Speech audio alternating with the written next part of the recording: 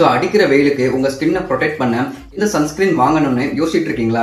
அப்போ இந்த வீடியோ உங்களுக்கு தான். இதுதாங்க டேம்டாக்கோட 4% நியாசினமைடு அல்ட்ரா வயலட் சன்ஸ்கிரீன். இந்த சன்ஸ்கிரீன் பார்த்தீங்கன்னா பார்க்கறதுக்கு வயலட் கலர்ல இருக்குங்க.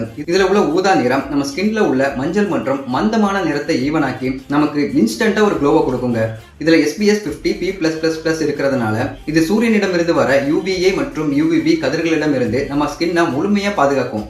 இது அதிகமா வெயில சுத்துறவங்களுக்கு இந்த sunscreen one of the best தான் சொல்லுவேன்.